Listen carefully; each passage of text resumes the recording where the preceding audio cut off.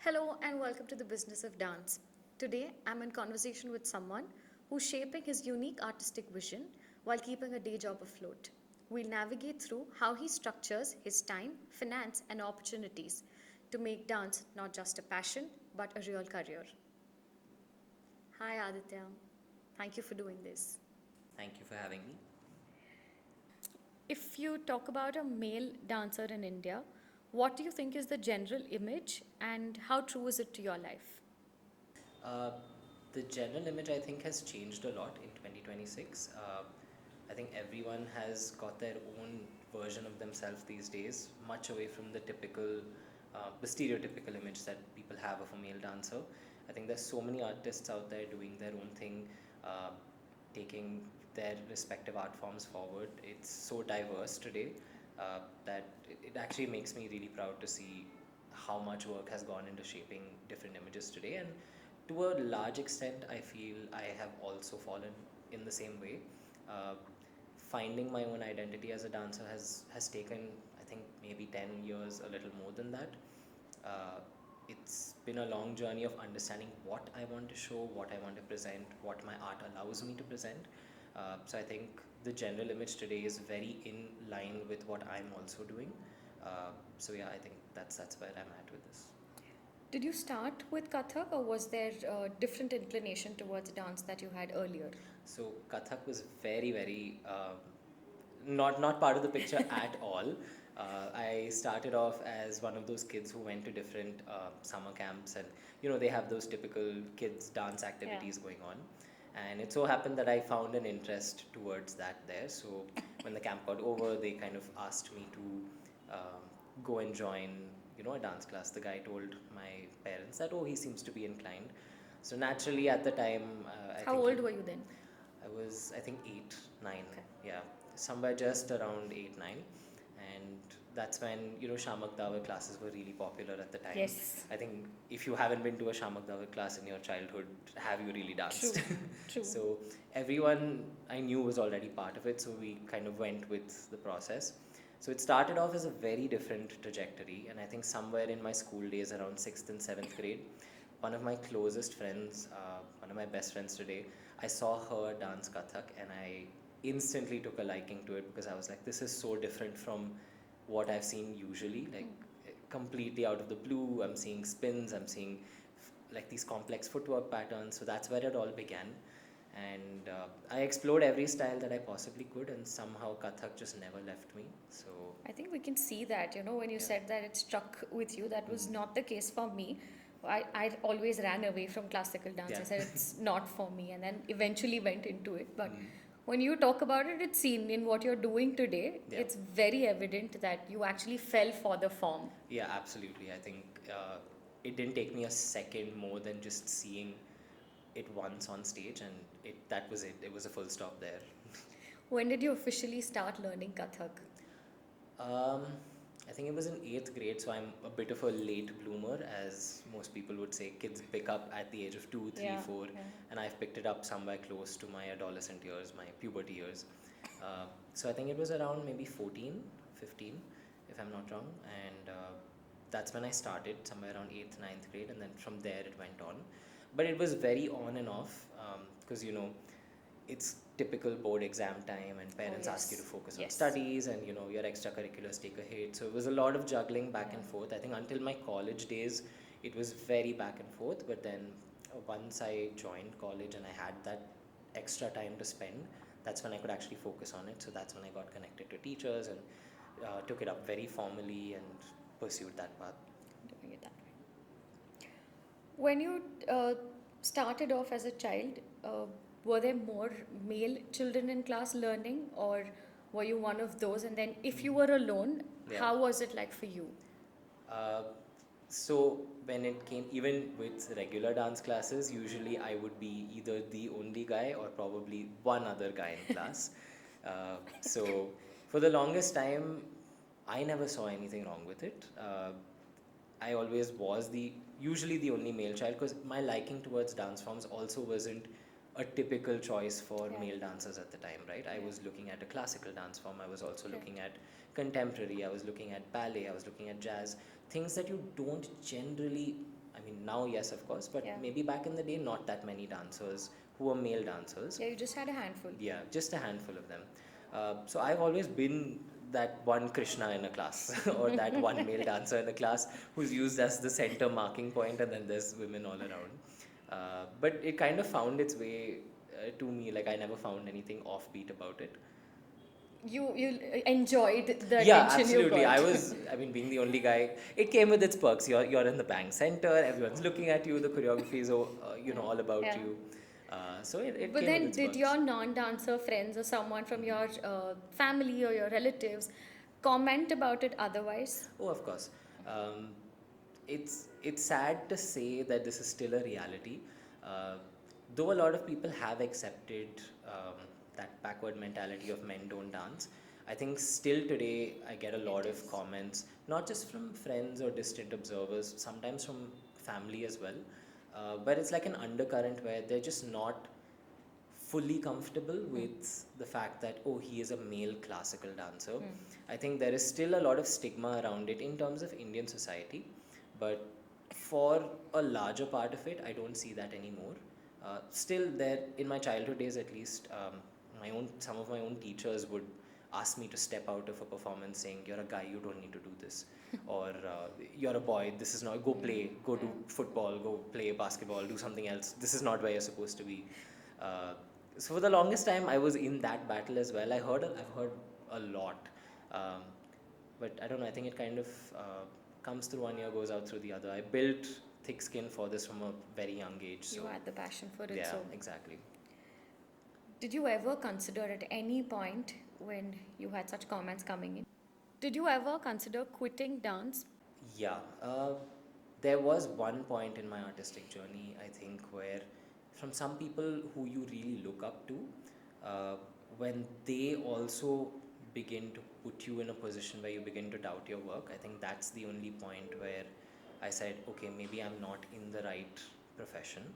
Uh, there were a lot of family members who always asked, not just family members, there were some friends as well who were like, okay, what do you do other than dance? And the what do you do other than this question used to prick me like a needle every day, because uh, why can't you see this as a profession? Like, it's sad to see that happen, but there was one point where one of the people who were mentoring me in my journey sort of started sabotaging my self-confidence for a long time. Initially, I didn't think much of it, but then when the one person who you look up to for advice like that starts treating you like that, then you really start wondering, oh, am I actually made for this journey? So there did come a point where I packed up my ghungroos, put it aside, and said, you know what, I'm just going to stick to my corporate lifestyle. I don't think I'm made for this. But it's when it is a passion, when it's a calling, it will call you back. And it called me back so strongly that now I don't see anything other than Kathak around. We are glad it called you back. Yeah. But yeah, I mean, it's true. When that one person or somebody that you are looking up to is now deciding or, saying something against it, Yeah, you do question yourself. absolutely. How is your relationship with your dance? Um, it's a very personal connection. It's not something that I'm very flashy about. I like to keep my journey very personal to me, and this has come with time. Initially, I was all about the glamour of dance. I was all about the second I learn something, I need 10 people to know. And in that hurry, I think I lost a lot of time and a lot of valuable training. So now my journey with dance is super personal. Every day there's something new to learn. I'm fortunate to be under some really, really strong mentors and gurus who not only have shaped me as a dancer but have also inculcated some really grounding values in me as a person. So when you find such mentorship, when you find such training, it also converts you as a person. Yeah. Uh, so my dance journey today is a sum total of all these experiences I've had, plus understanding and accepting that certain parts of my dance journey belong only to me and I have the control over it. And because I have that control, I am a lot more free with it. I'm a lot more open to exploring concepts, ideas, things that are offbeat, while of course sticking to the norms of what I learn. Since you spoke about going slow with it, and if you look at the trend today, Yeah. with things like reels coming up, everything is moving fast. Yeah. How do you manage the balance? Uh, Instagram is a very scary place. It's a very out of sight, out of mind place. And if you're not uploading a reel every two, 3 days, if you're not taking 50 chakkars, chances are maybe 50-60% of the audiences don't even want to engage with your work. Yeah. But my value system and my principle system is very traditionalist in this sense. I've seen some of the greatest teachers not have to ever advertise their work. More rather, you'd find people talking about their work. And that only comes when you are such a strong master of your own art that you do not need to be so flashy about it. Uh, Not that there's anything wrong with it, some people find solace in that, but I come from that thought process that insightful work comes when you internalize it. So even if you look at my Instagram, if you look at the way things are on social media, mine is more of like a portfolio at this point. You'll see snippets of my work, you'll see snippets of my vision, but you will not see me chasing 100 videos a month or a year or whatever it is. And it is very scary, it's very intimidating, and also I've sometimes wanted to fall for the trap of, hey, let me go shoot 10 videos today and just keep my content going. But really, is that satisfying anything more than an algorithm? I don't think so. Right. Yeah. Yeah, this was something that I wanted to ask you a little later, but since you spoke about it, your social media page being a portfolio, Yeah. which is a very smart way, I think, to go about it, because Absolutely. Yeah. you have to be on the media. You can't say that I'm going off Instagram completely, 100%. but then you're not chasing the algorithm as well. 100%. Yeah. So, but then did you naturally move to this, or was it a strategic decision? Uh, I would say it was a strategic decision. I think I'd have to thank my learning in terms of marketing and management, because apart from dance, also having that a master's in this degree has kind of shown me how you can strategically position yourself. Uh, I'm blessed today that I'm in a position where I don't have to introduce myself in most rooms, uh, which came from an advantage of me not having to put 100 things out there. It's me putting insightful work, me putting small snippets of my work, Right. it traveling word of mouth, and then ultimately my audience reaching me. Uh, so yeah, that's kind of been my principle since day one with things like this. It's nice to have a portfolio of your work, because also I feel if you put so many things out there, it's going to be very hard for me to judge what your work is. Yeah. Yes, you'll be a phenomenal dancer. Yes, you'll show me your complete versatility, but I don't know if I'll be able to see your thought process there. So, Right. but again, this is my personal opinion.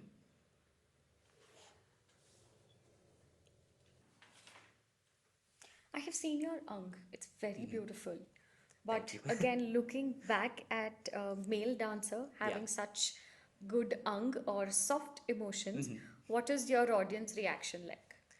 I have to credit this to my guru, Pandit Jaikishan Maharaj ji. He has a very peculiar style of performance. You can identify his student in any crowd. So that's what actually drew me to him for the longest time. The way he's trained his students, there's a softness, a gentleness in the power that they present, and that resonated a lot with my personality. I'm naturally not a very aggressive, dominating person. I like to take things at face value and deal with it there, or perform very freely. I don't like to make a big deal out of it. So when I saw Guruji's Ang, it sort of stuck with me, and I tried my best to inculcate those values into me. Uh, and I think it was pretty well received, because the general Kathak style that you see in Bangalore is very typical to the south here. It does have a strong influence of the culture here, whereas this Ang is very different from that. It comes from a North Indian school of thought. Yeah. So when you adapt something like that here, of course, it's going to create a small bit of a niche market, but at the same time, if done correctly, could be very appealing.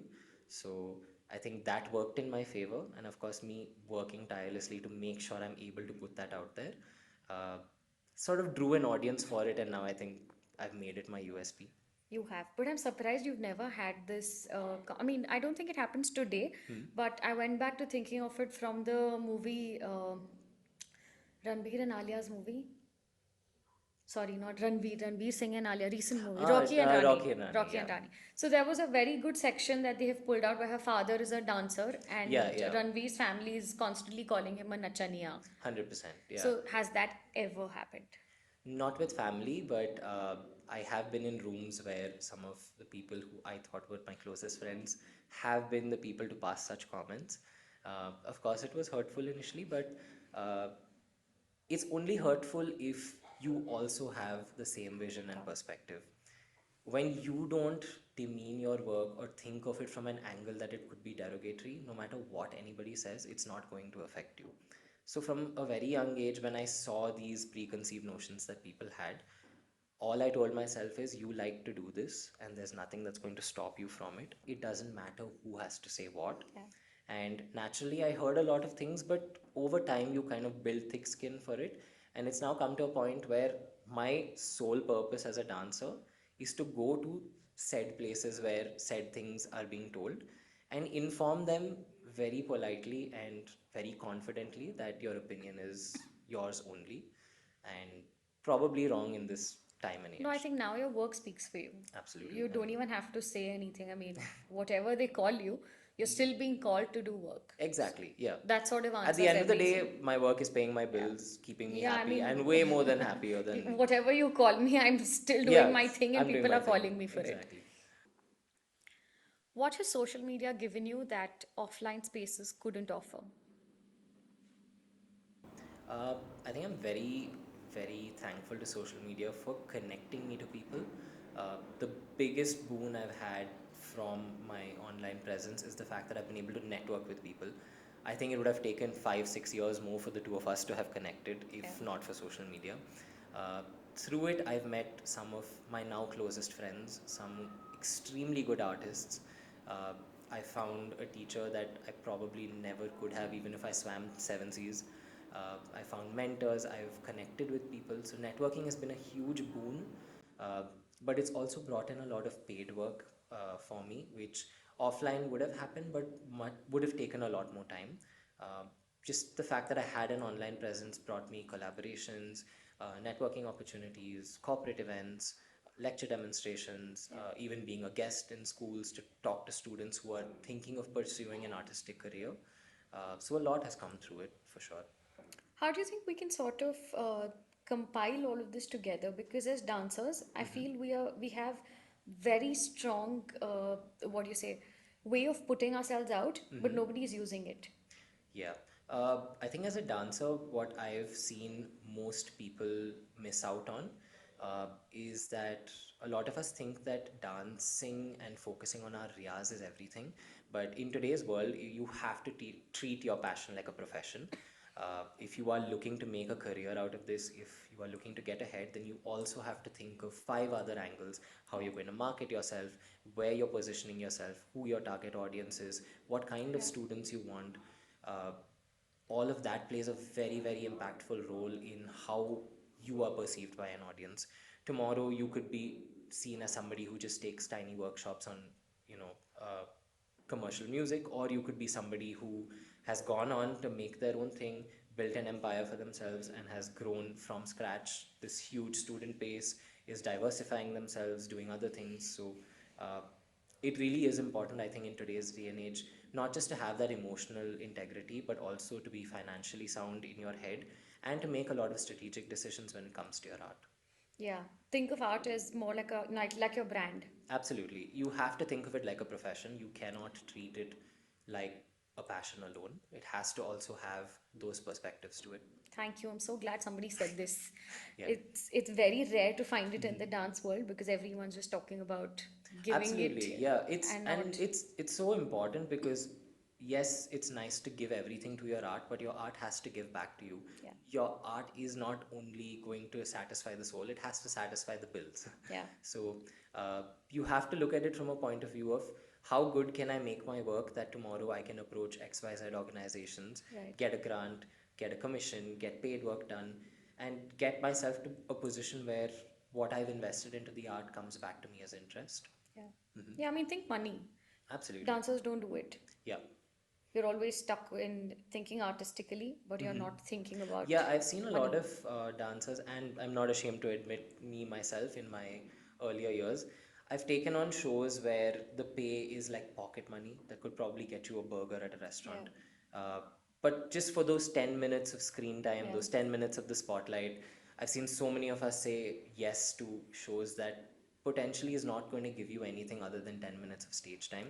And I think in 2026, even though it's still happening, I'm one of the biggest advocates of do not dance somewhere if it's not paying you. It does not matter if you dance for 2 shows in a year, but if those 2 shows can pay bills, can remunerate you in a good way, then you should take those We were opportunities. just speaking about this here too. I was just talking to someone the other day, and we were of the same opinion that we are not a community yet. Absolutely, We are I just a agree. group of people who probably 100%. connect on WhatsApp, Facebook, Mm-hmm. but we are not in it together. Yeah, If we all decide and say, you know what, I'm not going to perform for free, 100%. it is Yeah, going to change. definitely. I think community is a very big gap that I've seen, particularly in the circle around here. Everyone is doing work, but everyone is doing their own thing. Yeah. I don't see a sense of connection. Uh, what you'd normally see in a dance class, you'd expect your peers to also do.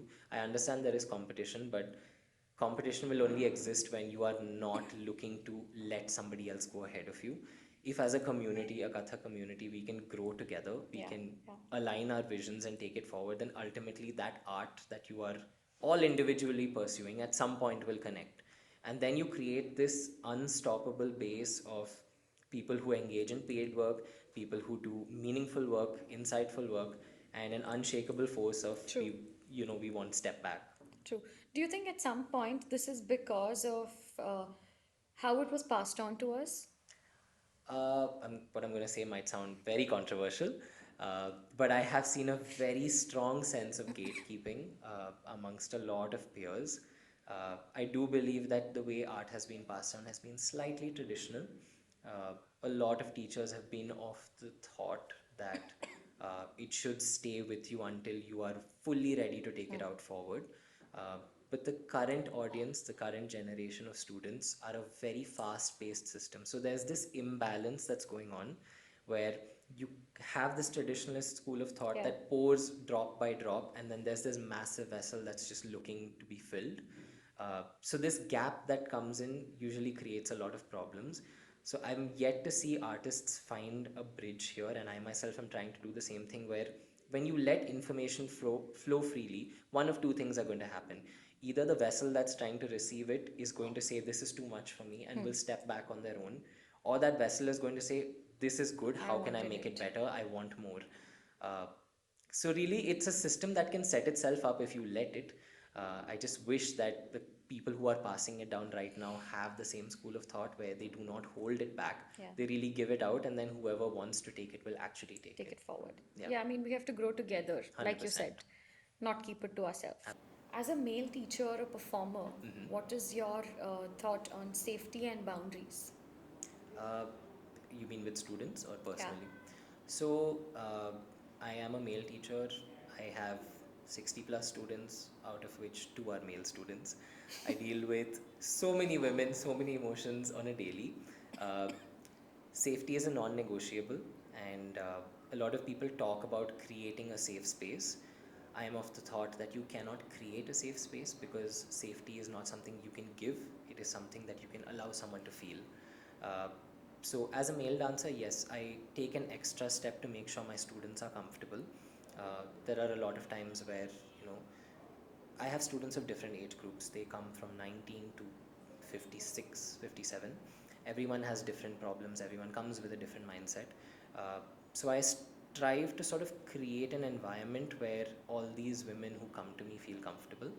Uh, we have certain practices at Yatra that we do not discount.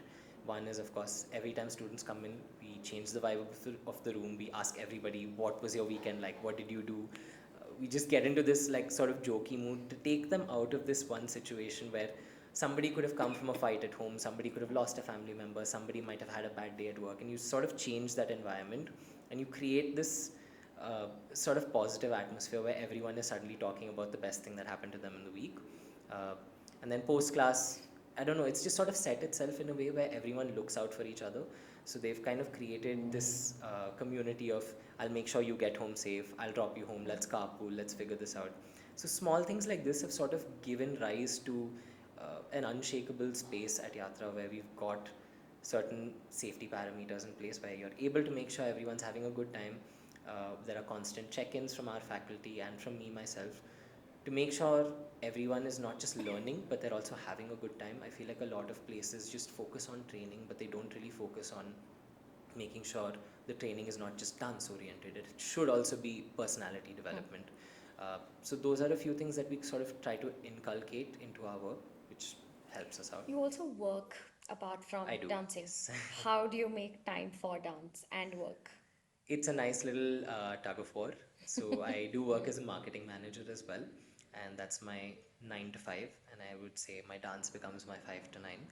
Uh, it is a little difficult to juggle. It's a little heavy on the body and the mind because you have to switch from this absolute business-like environment to this sudden artistic environment Right. where you now have to think of compositions and choreographies and uh, it's a nice switch. It's very challenging.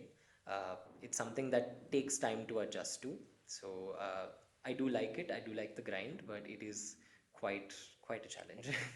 But is your job a financial anchor Mhm.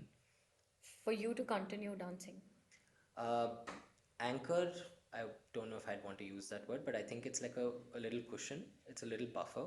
Uh, Currently, when I weigh out the income percentages between my job, I'd say it's like a 65-35. 65 comes from my teaching, my dancing, and everything arts related, and 35 comes from my corporate job.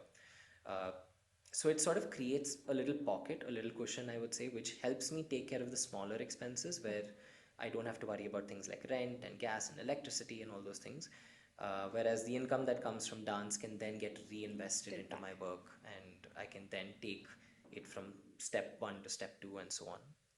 So do you have two separate pockets, or is it like one big pool of earning that you then decide where it has to go? It used to be, but then it gets very messy.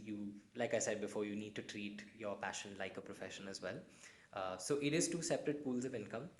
Even the one pool that comes in terms of money from my art get split into separate divisions. There's one part that I invest into music, there's one part that I invest into choreography, there's one part that I invest into collaborations, artistic Right. movements, uh, a lot of other things. So there are several pockets to it, and I feel like it gives you a very clean slate and a clean overview of where your money is going. A lot of times as dancers, we just tend to just accumulate our money in one pocket and then push it Right. out from there. Yeah. uh, Doing this sort of gives you clarity as a dancer as well because you know that I'm earning X amount today. Maybe if I need to up it by 20, 30, 40,000, I need to work on aspect A, B, and C. Yeah. So I think it's very important to have that Yeah, it clarity. lets you have financial planning even in Mhm. your art. 100%, 100%. It's absolutely needed. Financial planning is the only way out, I would Yeah. say, for you to make money in dance, at least in your initial years, because it's not a very rosy picture when you start out. You have to invest in a studio, you have True. to invest in marketing yourself, you have to invest in having your own establishment, and all of that takes a lot of money. So you have to plan really well. You have to plan maybe 5 steps ahead to make sure step one is okay. Right. Do expectations around being settled or stable hit you differently because you're a male? So the pressure is definitely there, if not from distant relatives, from usually from family. Uh, Settling down is a very Indian concept. A lot of people believe that there is a certain age bracket between which Yeah. you should have your life sorted out again. Uh, but really, what is this settling down and stabilizing? I think with the current time, a lot of importance is being given to things like mental health and emotional stability. Yeah. Times have changed, the way the corporate spaces has changed, the work environments have changed. So really, a lot of other things I think take a lot more priority before traditional settling down. Uh, Being a man, yes, there is always a little bit of pressure that, oh, by X age, by Y age, you should have your own house, your own car, you should be completely independent. Marriage ready. Oh God, let's not even get into it. But marriage is also another thing that comes into the picture. But I don't think it's as important. Uh, I come from the belief system that if my career is on track, if my career is sorted, then that is possibly the biggest stability you can get. Yeah. Because if you are clear about where you're earning your money, how you're living your life, how you're going about putting food on the table, I think that's the biggest factor there. And of course, then you can think about things like finding a partner and sharing that space and that environment with. When things get busy, what is Mhm. the first thing to be cut out? Is it your job? Is it content creation? Is it dance? Um, I'd say it's sleep because managing a corporate job and a dance institute is a very taxing affair. So usually I do compromise a little bit on sleep so that I can hit those deadlines. Let's say if we have a show coming up and choreography needs to be done, it can't be done the next day. It can't be pushed. Yeah. Uh, and of course, at the same time, you cannot say, "Oh, I can't give you this presentation tomorrow because I have a show." So really hitting those deadlines, you have to stretch your hours a little more. So I think the first thing that takes a hit is my sleep. The second thing would be my personal, practice hours, my personal riyas. I put that aside and then give attention to things that are required. But yeah, these two things essentially. I'm juggling bit back and forth, Hmm. but I want to go back to you talking about your dance money being two separate pools now. Okay. So how do you decide what are you going to invest in first? Let's say it's a production. Yeah. So what comes first? Uh, so I work backwards. For me, the first and most important thing is the skeleton of the work that I want to do. Let's take the production as an example. Uh, unless I don't have my music in place, I'm not going to have structural clarity to what I want to do. So, of course, before all of this, there is a lot of planning and deciding what I want to present and all those things. Once I put that into black and white, the first thing I do is I invest in music. Um, I have been fortunate to work with some really good musicians, and uh, they've kind of understood my pulse and what I want and the kind of work that I want to produce. So, sort of sitting and investing my hours and money and time into things like that is what I'd give first priority to. Right after that, then we think about investing in costumes, choreography, and then into any other things like an auditorium. Or so we work backwards. We create the entire production. We create everything about it. We beautify it, and then we go around looking for a place to present this. Because these are things that are going to take bigger chunks of that investment. So it's always important for me, at least, to clear out the big amount first and then work down. As a dancer, I know we wouldn't want to compromise on any aspect of it, Mhm. but if you had to, what would be the one that you would take the least financial risk on?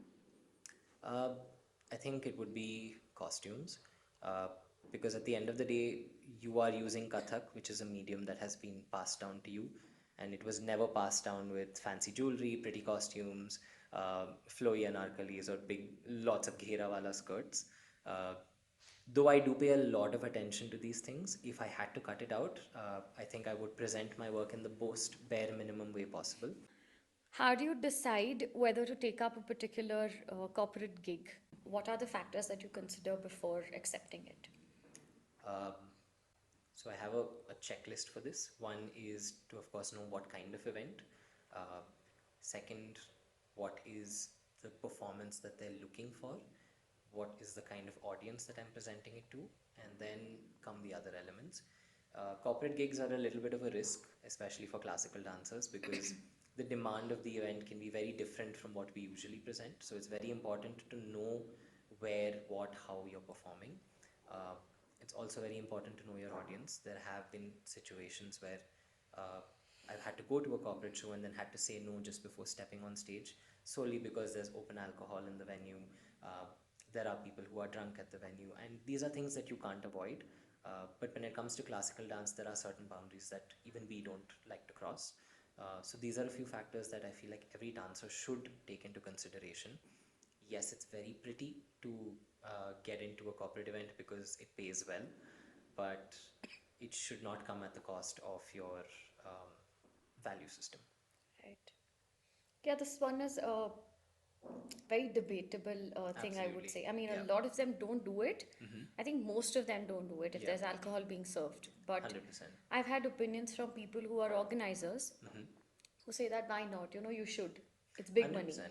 Uh, and there's nothing wrong with it, to be very honest.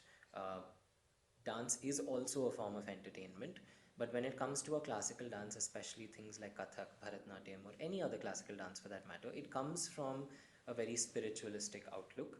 Uh, a lot of people associate it very closely with bhakti, with religion, and when you have concepts like that in place, these are not the settings to present it. Yes, there are evolutions of Kathak nowadays. You see a lot of people performing semi-classical. Hmm. You see people doing Kathak-inspired choreographies. Things like this, where you do not dilute the art form, yet you are not taking something extremely traditional, may work. But when you're presenting Shuddh Kathak, I don't think these are the places to be going with it. Do you think this is also something like previously we mentioned that dancers should say a no to? Mhm. Do you think this is one of those things? Corporate events, I don't think a dancer should say no to, uh, solely because the economy is very harsh right now, and corporate events are a very good means for us dancers to make uh, a good amount of money back. So I think a lot of dancers miss the point that corporate events have very big budgets. So it is also an opportunity for you to expand your artistic liberty and move into an avenue that is not usually explored on stage, while also getting a good pay out of it. So I definitely don't think you should say no to something like this. But of course, judge the event before you go. Ask your questions, find out your price, and also don't be afraid to say no if you know that it's not meeting your price expectation. What does your life look like 5 years down the lane? Job and dance. Wow, this is a proper interview question. But 5 years down the line, I think I have the same dream that most dancers would have my own studio, be doing this full time, touring cities, touring countries, just showcasing my art. I think uh, Kathak has given me so much in the past 5, 6 years that I now want to take all this joy that I've accumulated and share it with as many people as I can. But from a realistic perspective, I do plan to expand into a lot more avenues apart from just teaching. Uh, I do feel like I have a knack to create music. I do feel like I have the ability to bridge a gap, especially for a lot of international students who may not have access to Indian resources that easily, to create a pathway for them to sort of be able to access these things better, and also create a lot more meaningful work through productions, through showcases, through my students, through classes alone. That's the route I want to take and sort of be here 100%. If a young dancer today wants to start dancing but is really scared, what would you say to him? Definitely do it, definitely get into it, uh, but understand what your requirements are. If you are somebody that needs to support your family, if you are somebody that needs to support yourself financially, and a corporate job is doing that, don't quit it. Don't leave your corporate job until you don't need it anymore. uh, the world lacks people who are so open to giving. There's a handful of them around, so don't be one of the few who just take from that handful. Also, become somebody who's able to give back, and let arts do to you what it's done to so many great dancers in the past. Let it give you everything in its fullest capacity. Be that one person who's able to absorb, and do not be in a rush. The arts is one place where you cannot rush your learning, you cannot rush progress, you cannot rush growth. Uh, if you're able to sustain here and spend that time, it will give back to you. So that's my only advice to someone who's looking to get into this. Uh, you should definitely go for it. Thank you. Thank you so much, Aditya. Calling it an end. Lovely. The pleasure was mine. Thank you for having me. Thank you. Thank you for watching. If you think this episode helped you explore new possibilities in your dance career, do share it with a friend. Until then, keep dancing and think of art as not just a passion, but a real career.